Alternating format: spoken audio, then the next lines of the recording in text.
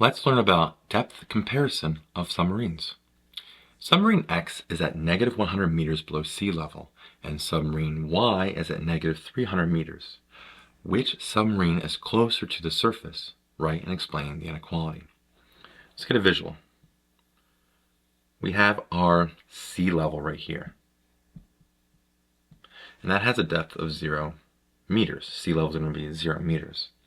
We have our first submarine right here, a little fin there, a little propeller. That is Submarine X, right? And that is at negative 100 meters, right? It's below sea level. Now Submarine Y was at negative 300, so we go a little farther down. Don't judge my drawing. Submarine Y, and that's at negative 300 meters below sea level.